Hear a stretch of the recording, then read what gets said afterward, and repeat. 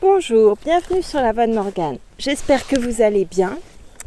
Je vais tout de suite commencer la lecture du Chevalier de la Charrette de Chrétien de Troyes. Voilà. Pardon, je vais d'abord attacher le micro.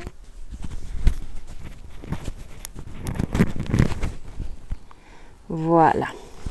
Alors, je vais commencer par la liste des personnages principaux par ordre d'apparition. Le roi Arthur, époux de Guenièvre, souverain du royaume de l'Ogre, Angleterre, roi des chevaliers de la table ronde. Il semble être tombé sous l'emprise étrange d'un autre royaume, celui de Gore. La reine Guenièvre, épouse du roi Arthur, convoitée par Méléagant, qui l'enlève au sénéchal Queux, chargé de la protéger. Elle règne en souveraine dans le cœur et les pensées de Lancelot. Queux, sénéchal du roi Arthur, réputé pour ses sarcasmes, accompagne la reine Guenièvre tout au long de sa captivité chez le père de Méléagant. Méléagant, fils du roi de Gore, dont il est en tout point le contraire, orgueilleux, cruel et traître. Il affronte à 3 reprises Lancelot en combat singulier. Gauvin, neveu préféré du roi Arthur, modèle de chevalerie et proche compagnon de Lancelot. Parti en quête de la reine, il emprunte un autre chemin que Lancelot. Lancelot du Lac, chevalier de la table ronde et amant de la reine. Jusqu'au vers 3660, il n'apparaît que sous le nom de chevalier de la Charrette, dont il porte la honte, car la charrette est réservée aux criminels et aux parjures. Il fut dans son enfance élevé par une fée, qui lui fit don d'un anneau lui permettant de déjouer les sortilèges. Le roi Bademagu, père de Méléagant, roi du royaume de Gore, d'où nul n'est jamais revenu et où sont retenus prisonniers des sujets du roi Arthur. Loyal et généreux, il adoucit la captivité du sénéchal Queux et veille sur l'honneur de la reine Guenièvre, tous deux emprisonnés par son fils chez lui. Cette liste n'est nullement exhaustive. Nombreux sont en effet les personnages secondaires, voire les simples figurants qui n'apparaissent que l'espace d'un vers. Ils ne sont pour le lecteur que des noms, tandis que d'autres, dont le rôle est parfois assez étoffé, restent anonymes, telle la demoiselle entreprenante ou le père sage et son fils présomptueux. Voilà, je vous remercie beaucoup pour votre écoute et je vous dis à tout à l'heure après cette lecture. Merci encore. Le Chevalier de la Charrette. Puisque Madame de Champagne veut que j'entreprenne de faire un roman, je l'entreprendrai très volontiers en homme qui lui est entièrement dévoué dans tout ce qu'il peut faire en ce monde, sans avancer la moindre flatterie. Tel autre, cependant, le ferait en tentant de glisser un propos flatteur. Il dirait ainsi, et je m'en porterai témoin, que c'est la dame qui surpasse toutes celles qui sont en vie, comme tout parfum surpasse la brise qui souffle en mai ou en avril. En vérité, je ne suis pas homme à vouloir flatter sa dame. Irais-je dire que la comtesse vaut autant de reines qu'une seule pierre précieuse peut valoir de perles et de sardoines ?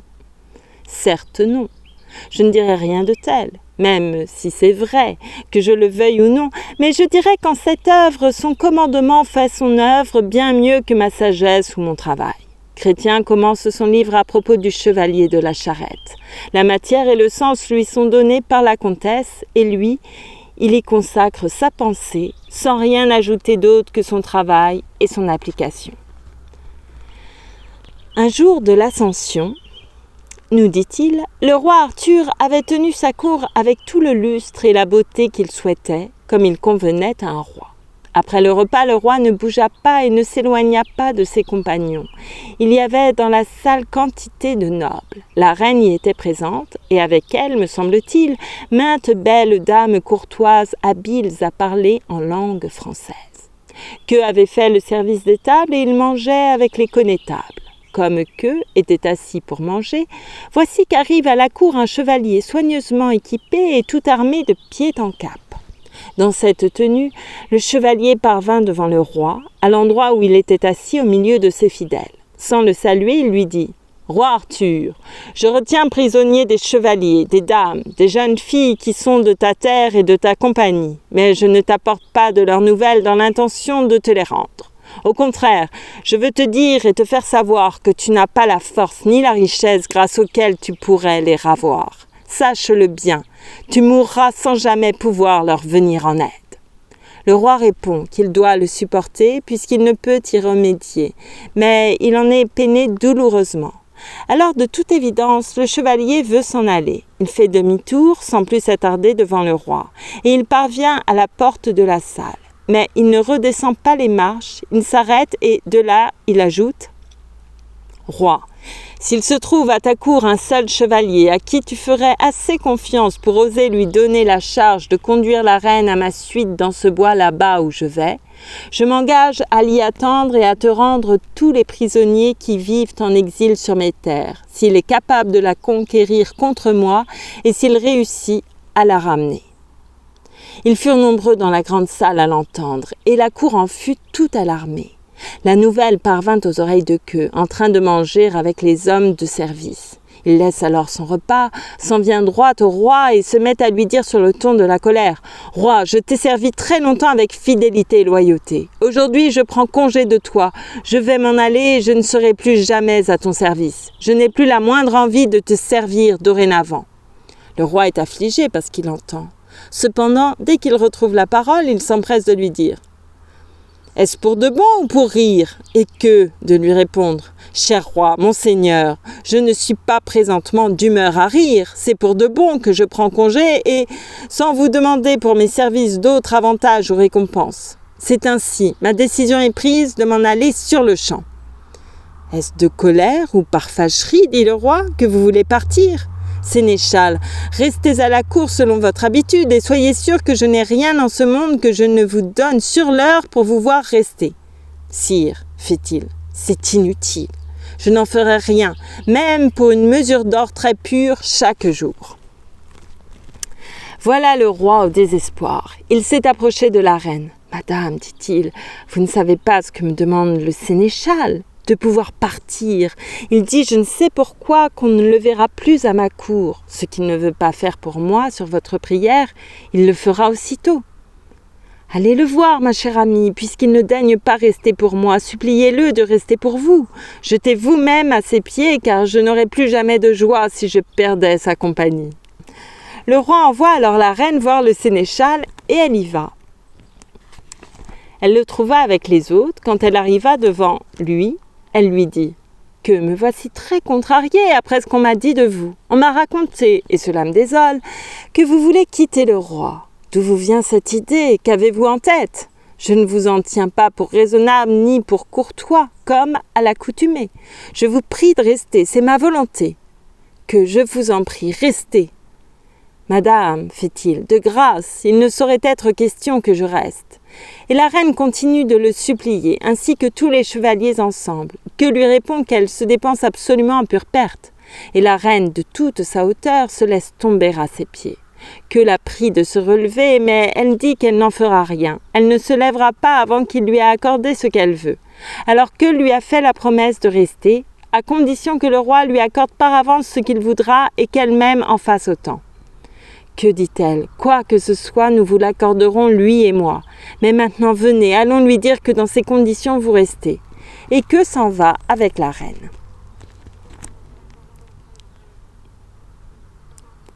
Les voici venus devant le roi. « Sire, j'ai pu retenir que, fait la reine, mais non sans mal, mais je vous le donne à la condition que vous ferez ce qu'il exigera. » Le roi en a poussé un soupir de joie, et il promet qu'il fera ce qu'il demande, quoi que ce soit.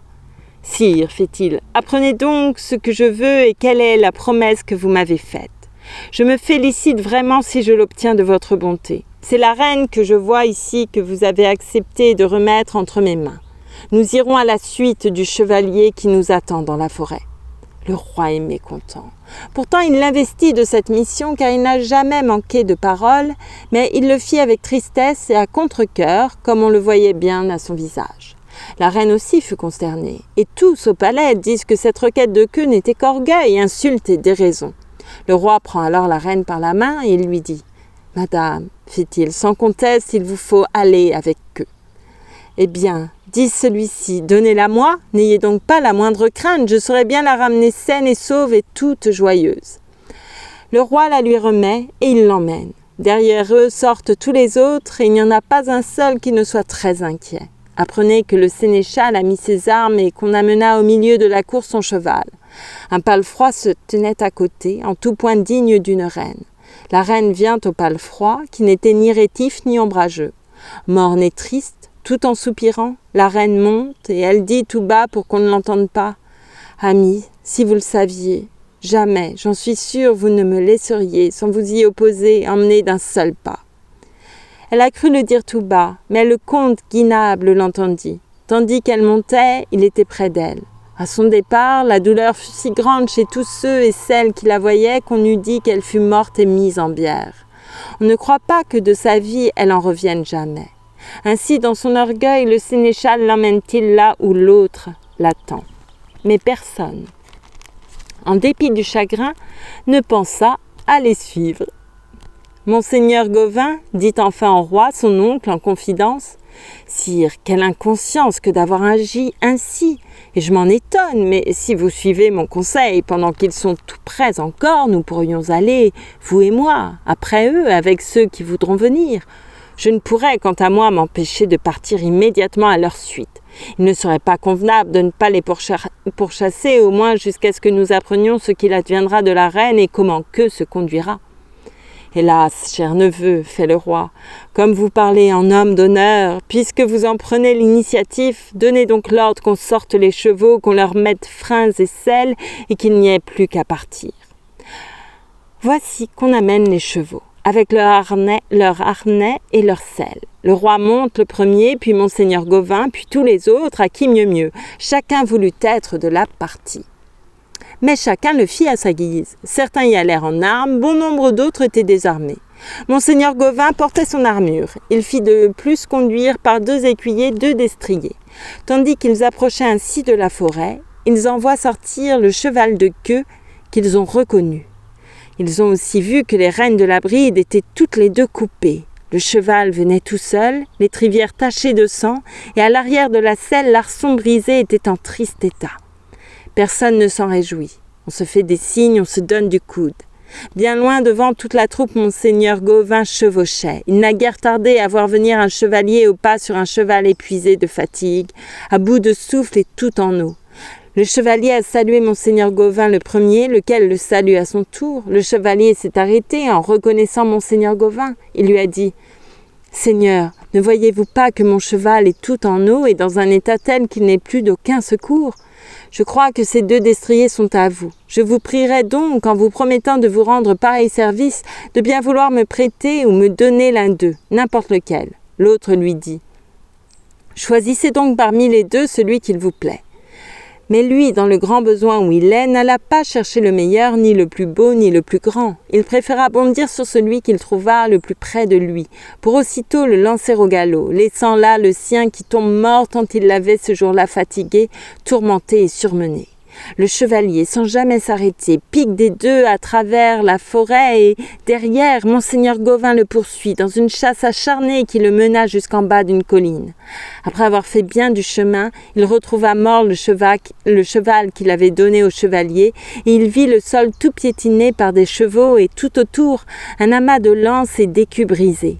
De toute évidence, il y avait eu une grande bataille entre plusieurs chevaliers et il regretta, mécontent de ne pas y avoir lui-même été. Mais il ne s'arrête pas longtemps et poursuit plus avant à toute allure.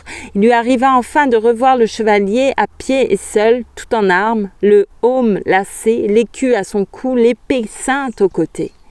Il avait rejoint une charrette. Les charrettes servaient à l'époque au même usage que les piloris de nos jours. Dans chaque bonne ville, où elles sont à présent plus de 3000, il n'y en avait qu'une en ce temps-là, et elle était commune, comme le sont nos piloris, aux traîtres ou aux assassins, aux vaincus en champ clos et aux voleurs qui ont pris le bien d'autrui furtivement ou qui s'en emparent de force sur les grands chemins. Tout criminel pris sur le fait était placé dans la charrette et mené à travers toutes les rues.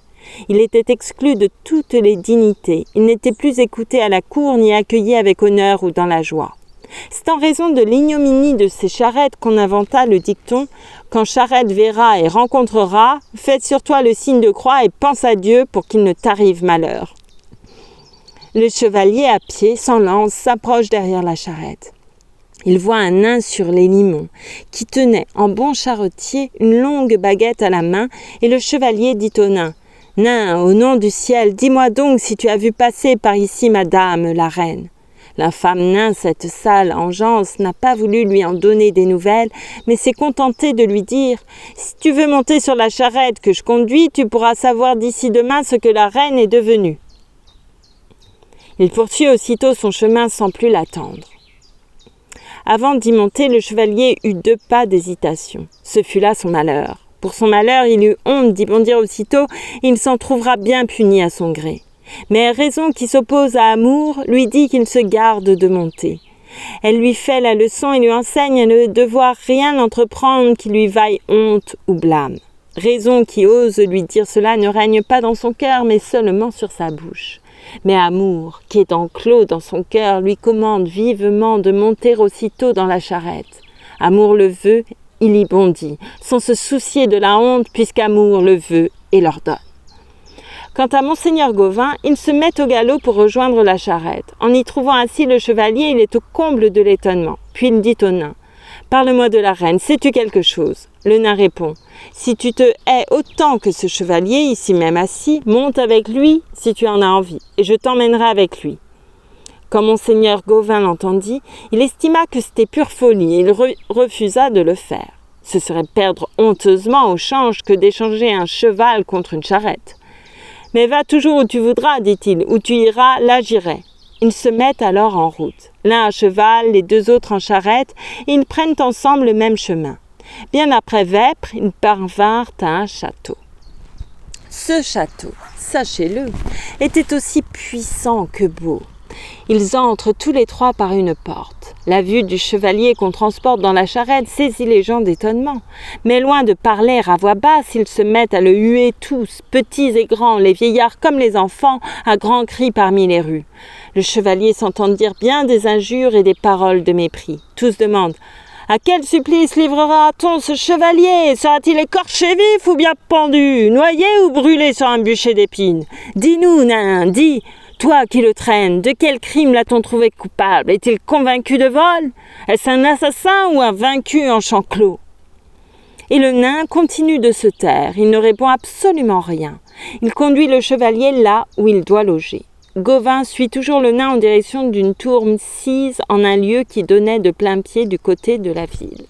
De l'autre côté se trouvait une prairie, et tout contre se dressait la tour sur une roche brune, haute et taillée à pic.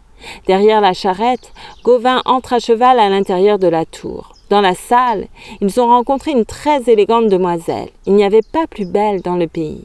Il voit venir 2 jeunes filles en sa compagnie, belles et gracieuses. Aussitôt qu'elles virent monseigneur Gauvin, elles lui firent un joyeux accueil en le saluant. Elles demandèrent à propos du chevalier « Nain, quelle faute a commise ce chevalier que tu mènes comme un paralytique ?» Mais il ne daigne pas leur donner d'explication. Il fait descendre le chevalier de la charrette et puis s'éloigne. On ne sut où il s'en alla. Monseigneur Gauvin descend de cheval. Des jeunes gens de service s'avancent alors pour leur ôter à tous 2 leurs armes. Ils revêtirent 2 manteaux fourrés de petits gris que fit apporter la demoiselle. Quand ce fut l'heure du souper, on avait bien apprêté le repas. La demoiselle eut comme voisin de table monseigneur Gauvin. Ils auraient en pure perte voulu changer d'hôtel dans l'espoir de trouver mieux, car cette demoiselle sut leur faire grand honneur et compagnie charmante et douce tout au long de la soirée.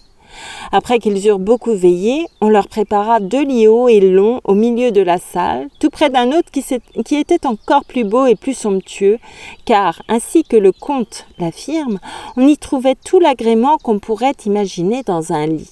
Quand l'heure de se coucher fut enfin venue, la demoiselle prit chacun des hôtes auxquels elle avait donné l'hospitalité. Leur montrant 2 beaux lits longs et larges, elle leur dit « C'est pour votre usage qu'on a fait les 2 lits qui sont ici, à l'extérieur, mais dans le lit qui est là-bas. Nul ne se couche s'il ne l'a mérité. Il n'a pas été fait pour vous. Le chevalier, celui qui était venu dans la charrette, répond aussitôt à la demoiselle qu'il n'avait qu'un mépris complet pour son interdiction. « Dites-moi, fait-il, la raison pour laquelle ce lit est interdit ?» Elle répondit sans avoir à réfléchir, car elle connaissait bien la réponse. « Ce n'est pas à vous, dit-elle, qu'il appartient de faire la moindre requête. Un chevalier qui est monté dans une charrette a perdu tout honneur sur terre. Il n'est pas correct qu'il se mêle comme vous le faites de pareilles questions, ni surtout qu'il veuille coucher dans ce lit. Il ne tarderait pas à le payer cher. Et je n'y ai pas fait mettre d'aussi riches ornements pour que vous y dormiez. Il vous en coûterait très cher s'il vous en venait seulement la pensée. »« C'est ce que vous verrez, dit-il, sous peu. »« Ce que je verrai ? Oui. Eh bien, montrez-le. »« Je ne sais à qui il en coûtera sur ma tête, fait le chevalier. Peu m'importe que cela déplaise et fâche, je veux me coucher dans le lit que voici et y prendre à loisir mon repos. » Dès qu'il eut enlevé ces choses, dans le lit qui était plus long et plus élevé d'une demi-aune que les deux autres, il se couche sous un drap de satin jaune, étoilé d'or, mis en couverture de lit. La doublure n'en était pas de petits gris râpés, mais de zibeline. La couverture qu'il avait sur lui eût été vraiment digne d'un roi. Le lit n'était pas fait de chaume, ni de paille, ni de vieille natte. À minuit, des lattes du toit, une lance jaillit comme la foudre. Le fer pointait en bas dans la visée de coudre par les flancs. Le chevalier à la couverture, au drap blanc et au lit, là où il était couché. Sur la lance, il y avait une banderole tout embrasée de feu. Le feu prend à la couverture, au drap et au lit, en bloc, et le fer de la lance frôle au côté le chevalier, lui écorchant un peu la peau sans vraiment le blesser. Le chevalier s'est dressé, il éteint le feu et saisit la lance. Il la jette au milieu de la salle sans pour autant quitter son lit. Il s'est recouché et il a dormi tout aussi tranquillement qu'il avait commencé de le faire. Très tôt le lendemain, à la pointe du jour, la demoiselle de la tour leur avait fait préparer une messe. Elle les fit réveiller et lever. Quand on leur eut chanté la messe, aux fenêtres qui donnaient sur la prairie, s'en est venu le chevalier tout à ses pensées. C'était lui qui s'était assis dans la charrette. Il embrassait du regard les prés en contrebas. À la fenêtre voisine était venue la jeune fille. Elle y écoutait les propos que lui tenait discrètement dans un coin Monseigneur Gauvin depuis un bon moment. J'ignore à quel sujet. Je ne sais pas de quoi ils pouvaient parler. Et tandis qu'ils restaient là, accoudés à la fenêtre, ils aperçurent le long de la rivière, dans la descente de la prairie, une litière qu'on transportait. À l'intérieur se trouvait un chevalier et, à côté, 3 demoiselles poussaient des plaintes désespérées. Derrière la litière, il voit venir une troupe avec, en tête, un chevalier de grande taille qui, à sa gauche, conduisait une belle dame. Le chevalier de la fenêtre eut conscience que c'était la reine. Il la suit du regard sans avoir de cesse, tendu à l'extrême, tout à sa joie, le plus longuement qu'il lui fut possible. Et quand il n'arriva plus à la voir, il eut le désir de se laisser tomber, de laisser son corps basculer dans le vide. Il était déjà à moitié dehors, quand Monseigneur Gauvin l'aperçut. Il le tire en arrière et lui dit « De grâce, Monseigneur, retrouvez le calme. Au nom du ciel, chassez de vos pensées pour toujours l'idée d'une pareille folie. Vous avez grand tort de haïr votre vie. » « Non, il a raison, fait la demoiselle. Ne serait-elle pas connue de partout la nouvelle de sa honte ? Après avoir été dans la charrette, il ne peut que souhaiter d'être mort.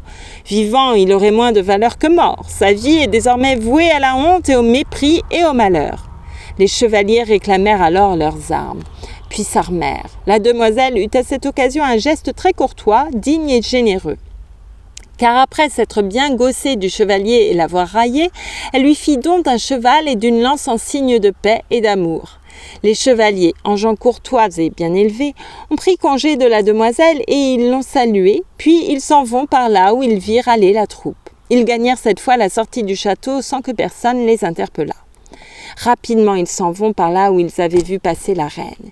Ils n'ont pas rejoint la troupe, car elle avançait à bride abattue. Au sortir de la prairie, ils entrent dans un enclos où ils trouvent un chemin empierré.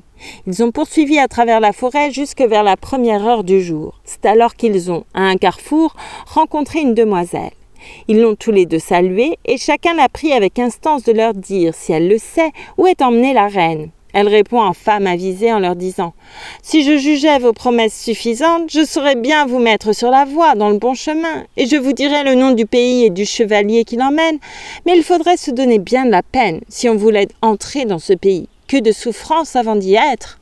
Et monseigneur Gauvin de lui dire « Mademoiselle, devant Dieu, je vous fais la promesse solennelle de me mettre, quand il vous plaira, à votre service de tout mon pouvoir, si seulement vous m'en dites la vérité. » Celui qui avait été dans la charrette ne dit pas qu'il s'y engage de tout son pouvoir, mais il affirme avec la libéralité, la force et l'audace qu'amour donne en tout point, qu'il lui promet tout ce qu'elle voudra sans hésitation et sans crainte.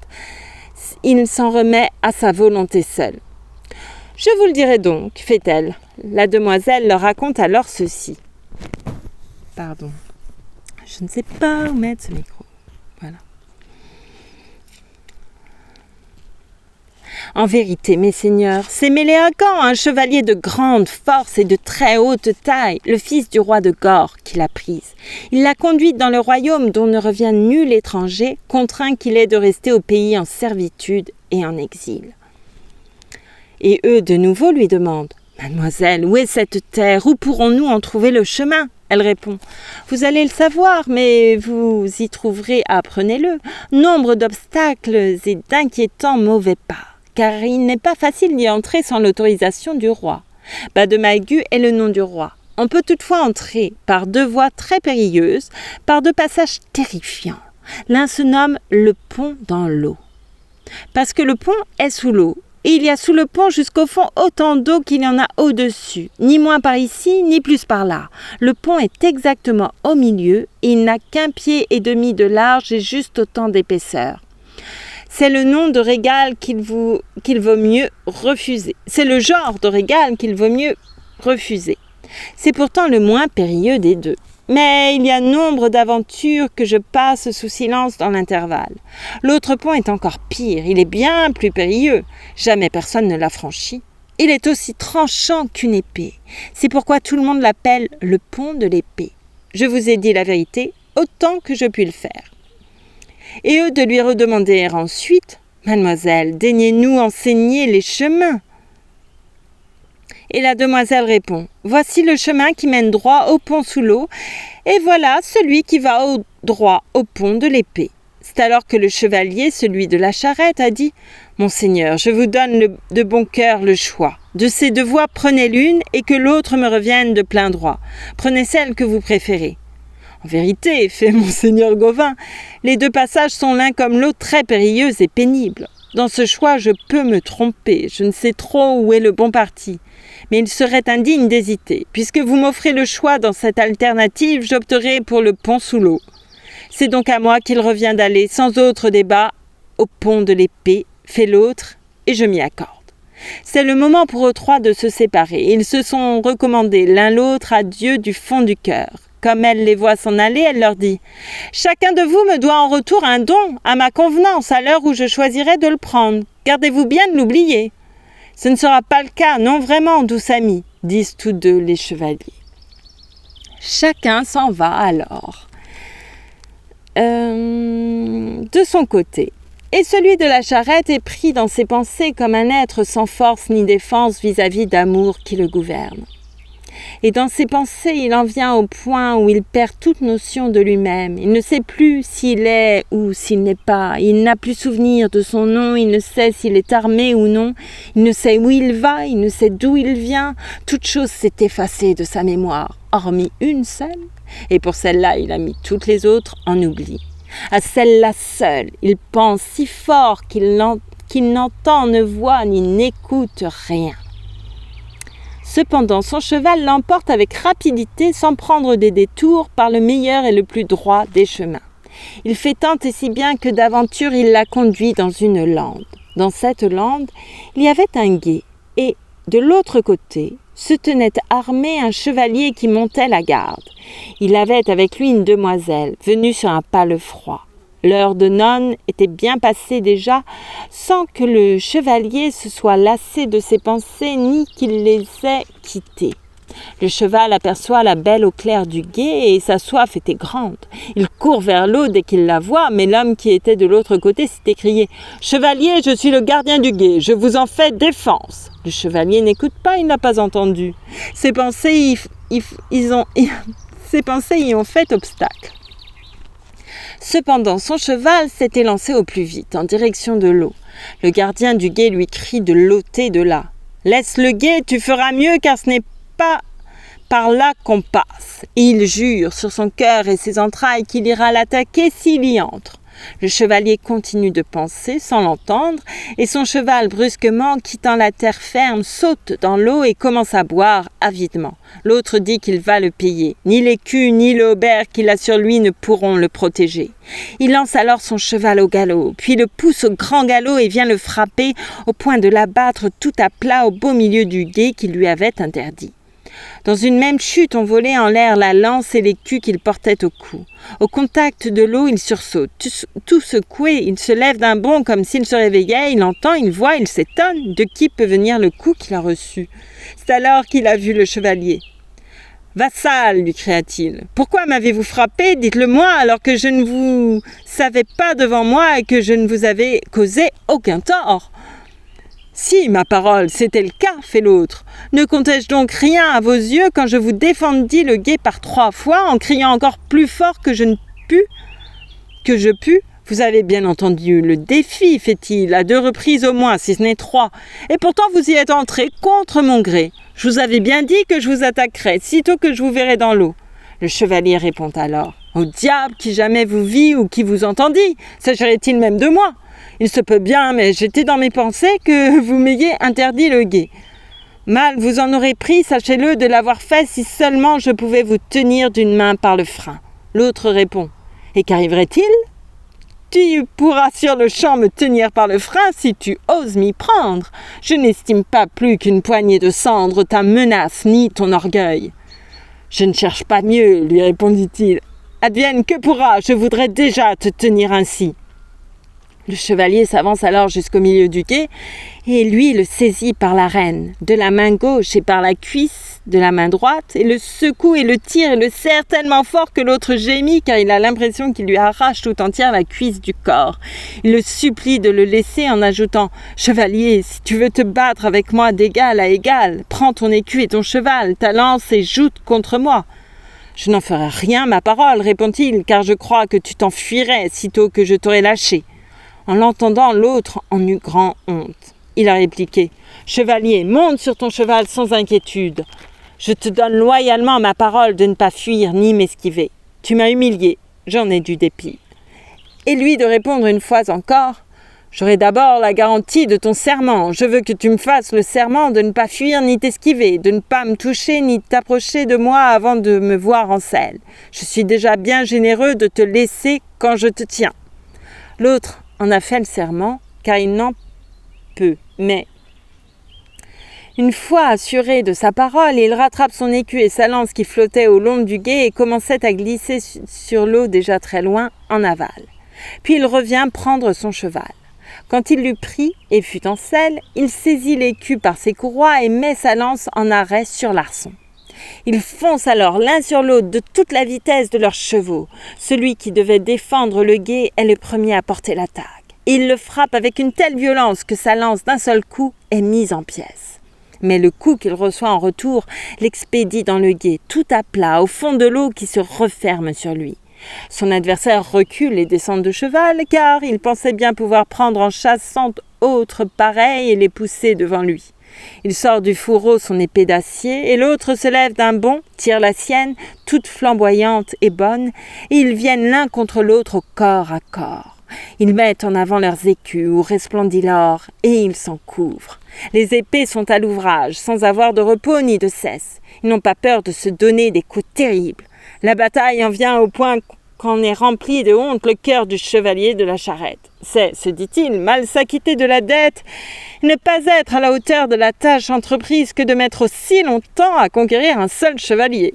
Hier encore eût-il trouvé dans un vallon 100 hommes comme lui, il en est sûr et il le pense, il n'aurait pu lui résister. Il est attristé et irrité de se voir rabaissé au point de gaspiller ses coups et perdre sa journée. Se jetant alors sur lui, il se met à le harceler. L'autre finit par lâcher pied et s'enfuit. Bien à contre-cœur, il doit lui céder le gué et le passage. Le chevalier, cependant, le pourchasse, si bien qu'il finit par tomber les mains à terre. L'homme à la charrette lui court dessus et jure ses grands dieux que mal lui en prie de le jeter dans le gué. Malheur à lui de l'avoir arraché à ses pensées.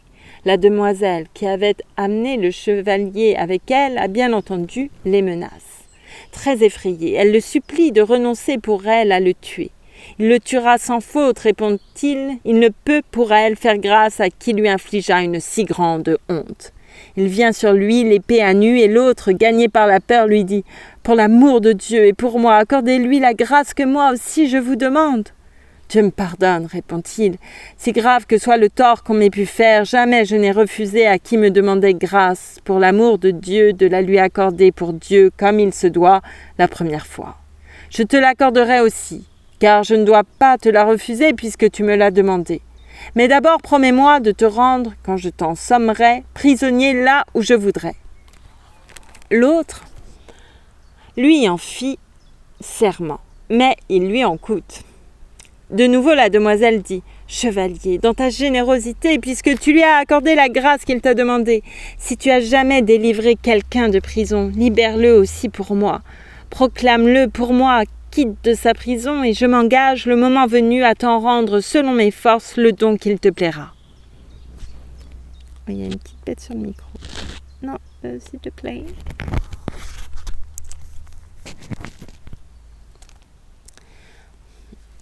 Attendez. Voilà. Il y avait une petite bête sur le micro. Je ne sais pas depuis combien de temps.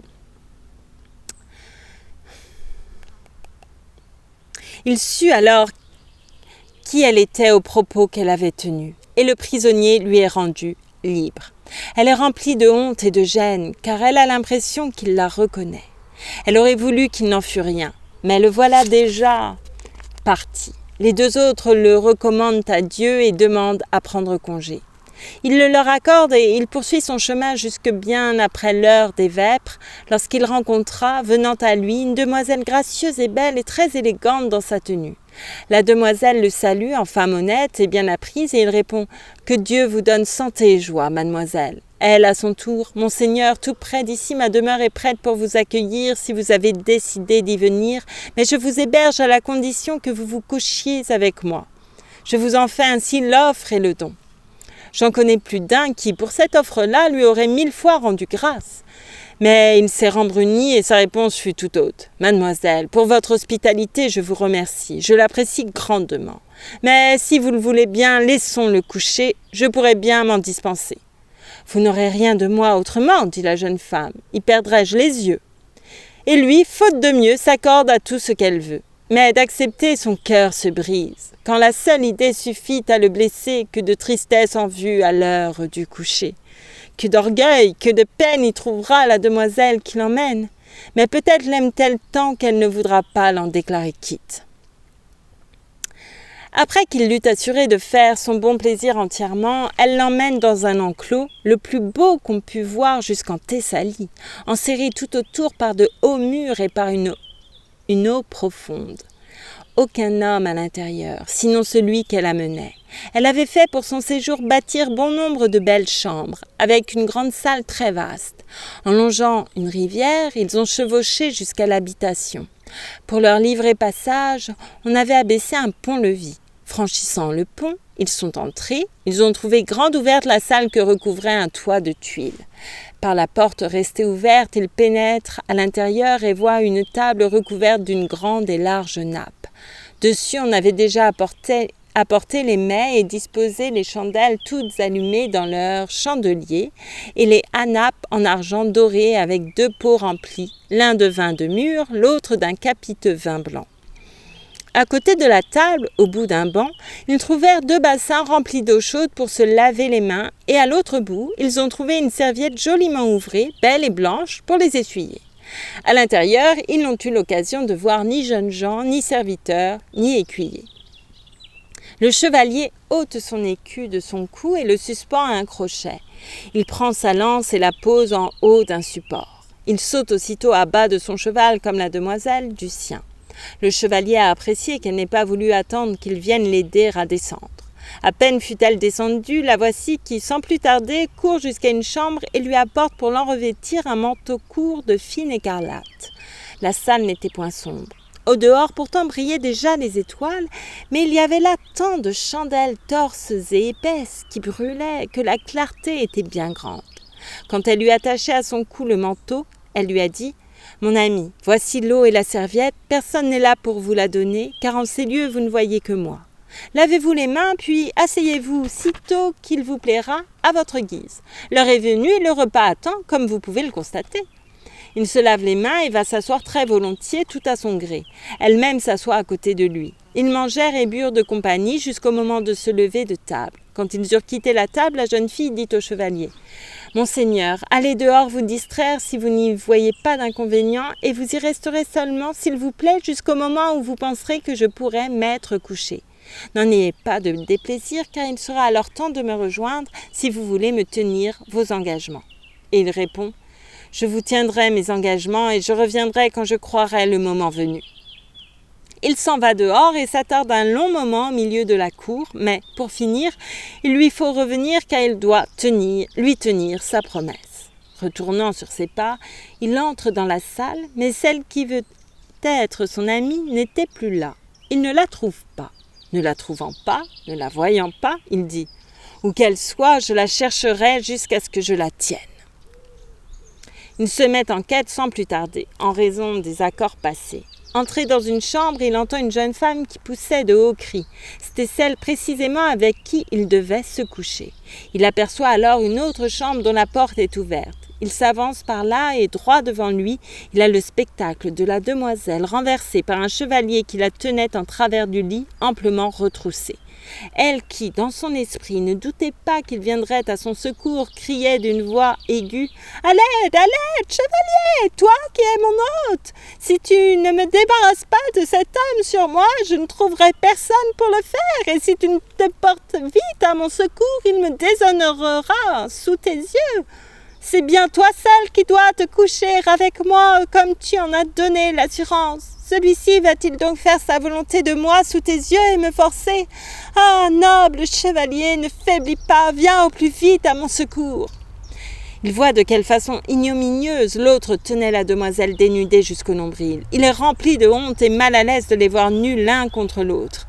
Il ne ressentait nulle jalousie, mais il y aurait de l'honneur à la secourir, car l'entrée était gardée par 2 chevaliers tout en armes, l'épée nue à la main.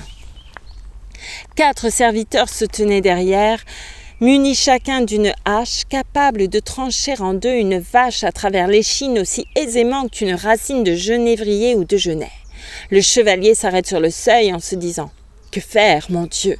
Je suis parti pour une très noble cause, celle qui touche à la reine Guenièvre. Je ne dois pas avoir un cœur de lièvre quand je suis, pour elle, en cette quête. Si lâcheté me prête son cœur et que je sois à son commandement, je n'atteindrai jamais mon but. Honte à moi si je renonce ici. Mais je n'ai que mépris pour moi d'avoir parlé de renoncer. J'en ai au cœur la plus noire tristesse. Oui, j'en ressens honte et chagrin au point de mourir si je m'écoutais pour avoir ici tant tardé. Puisse Dieu n'avoir jamais pitié de moi si je le dis par orgueil et si je n'aime pas mieux mourir dans l'honneur que vivre dans la honte. Si j'avais la voix toute libre, où serait donc mon mérite quand je devrais à ces gens la permission d'aller de l'avant sans qu'on s'y oppose? Alors, en vérité, le pire des hommes y passerait aussi bien.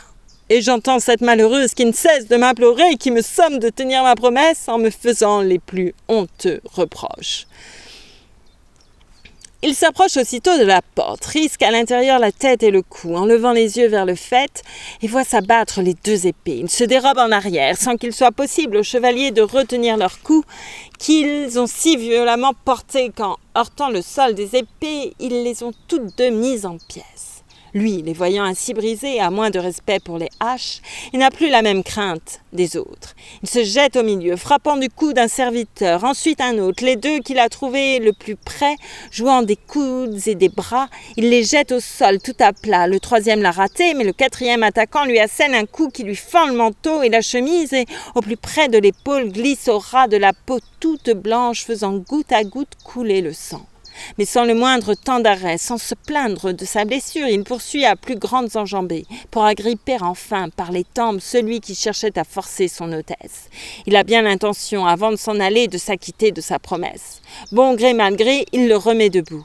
Mais celui qui l'avait raté est vite venu à ses trousses et se prépare à donner un nouveau coup, bien certain de lui fendre en deux le crâne jusqu'aux dents. Mais, habile à bien se défendre, il lui tend au devant le chevalier que l'autre atteint de sa hache à la jointure de l'épaule et du cou qu'il a séparés l'un de l'autre.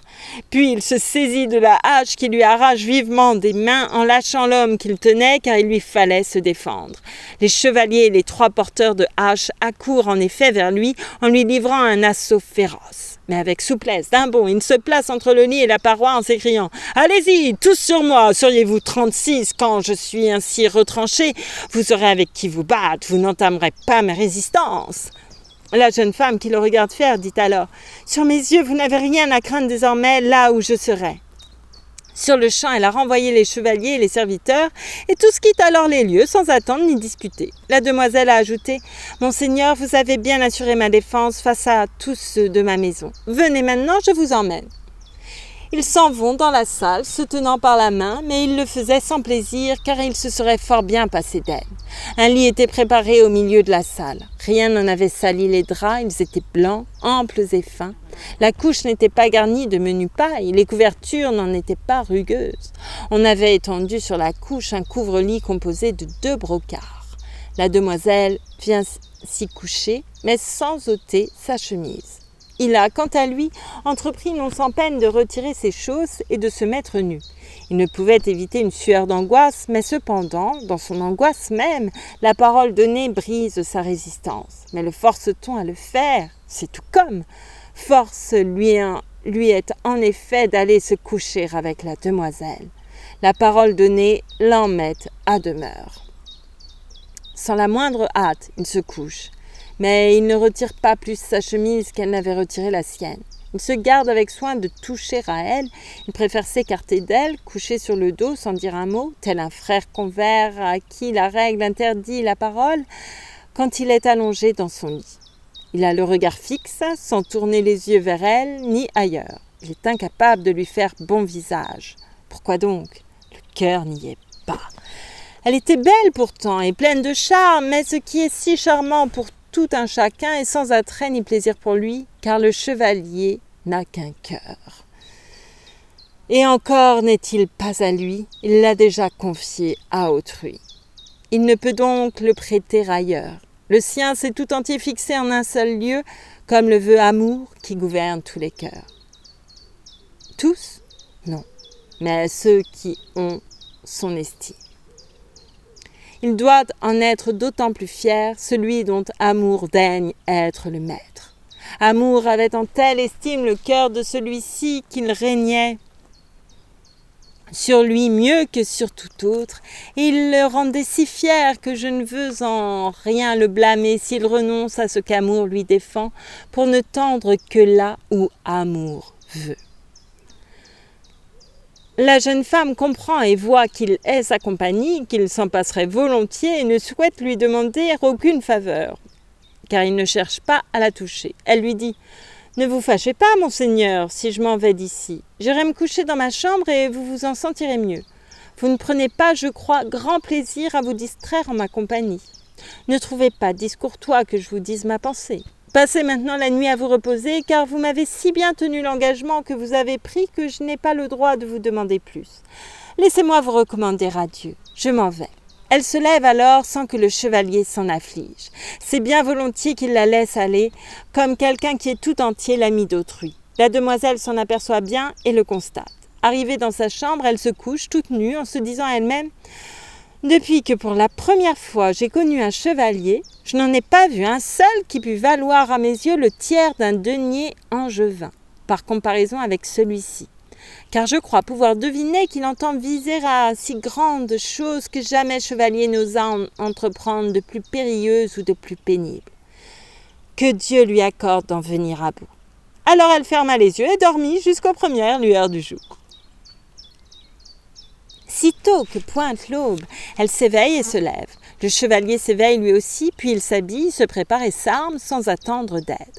La demoiselle arrive alors et le voit déjà équipé. « Je vous souhaite le bonjour, fait-elle en le voyant. »« À vous aussi, mademoiselle, dit-il à son tour le chevalier. » Dit à son tour le chevalier.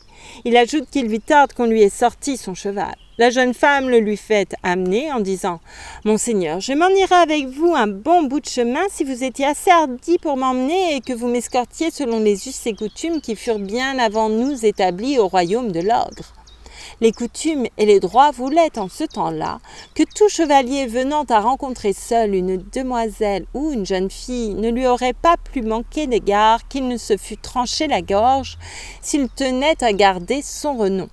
S'il lui faisait violence, il aurait à jamais été couvert d'opprobre dans toutes les cours. Mais si elle était sous escorte, quiconque aurait eu envie de se battre avec son compagnon et de la conquérir aux armes pouvait faire d'elle sa volonté sans encourir honte ni blâme. Voilà pourquoi la jeune femme lui a dit que s'il était assez hardi ou décidé pour lui faire escorte selon la coutume et empêcher tout autre de lui nuire, elle irait de compagnie avec lui. Il lui répond « Jamais personne ne vous fera de mal, je vous le garantis, s'il ne s'en prend d'abord à moi. »« J'accepte donc, fait-elle, d'y aller. » Elle fait sceller son palefroid, son ordre fut aussitôt exécuté, on lui a sorti le palefroid ainsi que le cheval du chevalier. Ils montent tous deux sans l'aide d'un écuyer et s'en vont à très vive allure. Elle lui adresse la parole, mais il n'a cure de quoi que ce soit qu'elle lui dise. Il a en horreur ses paroles et son discours. Penser lui plaît, parler lui pèse. Bien souvent, amour lui rouvre la plaie qu'il lui a faite. Jamais il n'y a mis d'emplâtre pour la soigner ou la guérir, car il n'a ni l'envie ni la volonté de chercher remède ni médecin, à moins que sa plaie ne s'aggrave. Que dis-je ? C'est elle qu'il irait plutôt chercher. En suivant routes et sentiers, sans dévier de leur droit chemin, ils finissent par approcher d'une fontaine, qui jaillissait au milieu d'une prairie. Il y avait un perron à côté. Sur la pierre qui se trouvait là, je ne sais qui avait oublié un peigne en ivoire incrusté d'or. Jamais depuis le temps du géant Isauré, nul, sage ni fou, n'en vit d'aussi beau. Aux dents du peigne, des cheveux de celle qui s'en était peignée étaient restés, une bonne demi-poignée. Quand la demoiselle aperçoit la fontaine et voit le perron, elle ne veut pas qu'il les voie, elle préfère changer de route. Comme il se repaît avec délice des pensées qui le ravissent, il ne s'aperçoit pas tout de suite qu'elle l'écarte de son chemin. Mais dès qu'il s'en est rendu compte, il craint d'être abusé, persuadé qu'elle fait un détour et qu'elle sort de son chemin pour éviter quelque péril. « Arrêtez, mademoiselle, dit-il, vous n'allez pas du bon côté. Venez par ici. Jamais personne, je crois, n'a pris le bon chemin en quittant celui-ci. »« Monseigneur, par ici la route sera meilleure, fait la jeune femme, je le sais bien. » Il lui répond « Je ne sais pas, mademoiselle, ce que vous avez en tête, mais vous pouvez constater que nous suivons bien le sentier battu. Puisque je m'y suis engagée, je ne prendrai pas d'autre direction. Mais s'il vous plaît, revenez, car je continuerai sur cette route. » Ils finissent ainsi par arriver près du perron, et ils voient le peigne. « Jamais, en vérité, dans mon souvenir, dit le chevalier, je n'ai vu un aussi beau peigne que celui que voici. »« Faites mon cadeau, dit la jeune femme. »« Volontiers, dit-il, mademoiselle. » Se baissant alors, il le prend. Une fois dans sa main, il le regarde un long moment et examine les cheveux. Et la demoiselle de rire, ce que voyant, il la prie de lui dire pourquoi elle a ri. « N'insistez pas, répond-elle. Pour l'instant, je ne vous en dirai rien. »« Pourquoi, fit-il. »« Parce que je n'y tiens pas. » À ces mots, il la conjure, en homme certain qu'entre un ami véritable et une véritable amie, on ne doit à aucun prix manquer à la foi jurée. S'il existe un être aimé de votre cœur, mademoiselle, en son nom je vous conjure et vous prie instamment de ne pas me garder plus longtemps le secret. « Ah, que de force à votre appel, fait-elle. Je vous dirai tout, sans vous mentir d'un mot. Ce peigne, si j'ai jamais été bien renseignée, était à la reine, je le sais. Et soyez certain d'une chose, ces cheveux qui, sous vos yeux, ont tant de beauté, de clarté, de lumière, et qui sont restés entre les dents, c'étaient des cheveux de sa tête. Aucune autre prairie ne les vit croître. » Et le chevalier dit « Ma foi, il y a bien des reines et des rois. De laquelle voulez-vous donc parler ? Sur ma parole, monseigneur, répond-elle, de la femme du roi Arthur. Quand il l'entendit, son cœur se courba, pris d'une soudaine faiblesse. Il fut bien forcé de prendre appui sur le pommeau de la selle. La demoiselle, à ce spectacle, stupéfaite, n'en croit pas ses yeux. Elle crut qu'il allait tomber. Si elle eut peur, ne l'en blâmait pas, elle croyait qu'il s'était évanoui. C'était le cas, ou tout comme il s'en fallait si peu. Il éprouvait une telle douleur dans son cœur qu'il en perdit un long moment la parole et toute couleur. La jeune femme a mis pied à terre. Elle accourt au plus vite pour le soutenir et l'aider, car elle ne voulait pour rien au monde le voir tomber de cheval. Quand il la vit venir, il eut honte et il lui a dit « Qu'avez-vous à faire pour venir ici devant moi ?» N'allez pas croire que la demoiselle lui en avoue la raison. Il aurait été honteux, angoissé, le cœur bien lourd et mal à l'aise si elle lui avait avoué la vérité. Elle s'est donc gardée de la lui dire pour répondre avec courtoisie.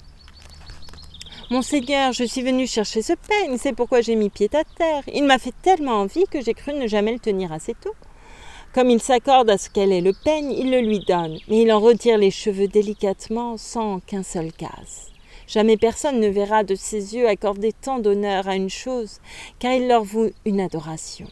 Il les porte bien 100 000 fois, et à ses yeux, et à sa bouche, et à son front, et à son visage. Il en tire toutes les joies, en eux son bonheur, en eux sa richesse. Il les serre sur sa poitrine, près du cœur, entre sa chemise et sa peau. Il ne voudrait pas avoir à la place un char entier d'émeraudes ou d'escarboucles. Il se jugeait désormais à l'abri de toute infection ou de tout autre mal. Le voici qui méprise la poudre de perles, l'archontique, la thériaque et tout autre Saint-Martin et Saint-Jacques. Il n'a plus besoin de leur aide tant il a foi en ses cheveux. Avait-il donc, ses cheveux, une qualité spéciale ? Si j'en dis la vérité, on me tiendra pour un menteur et pour un fou. Imaginez la foire du lundi quand elle bat son plein à l'heure où il y a le plus de richesse. Lui donnerait-on le tout ? Le chevalier n'en voudrait pas. Rien n'est plus certain s'il fallait pour cela qu'il n'eût pas trouvé ses cheveux. Vous exigez de moi la vérité ? Eh bien, l'or qu'on aurait 100 000 fois affiné, et après chaque passe, autant de fois recuit, serait plus obscur que n'est la nuit auprès du plus beau jour d'été que nous ayons eu de toute cette année, si on mettait côte à côte, sous nos yeux, l'or et les cheveux. Mais à quoi bon allonger mon récit ?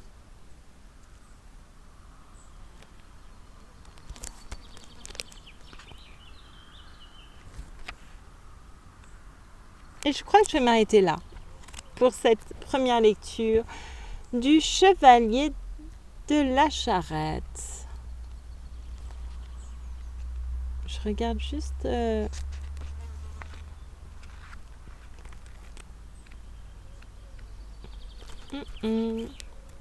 D'accord. Voilà, j'espère que cette lecture vous aura plu. Je vous remercie beaucoup pour votre écoute et je vous souhaite une très belle soirée, une très belle journée, un très bon week-end ou une très belle semaine. Beaucoup de douceur et beaucoup d'amour. Voilà, je vous remercie beaucoup et à très bientôt pour la suite.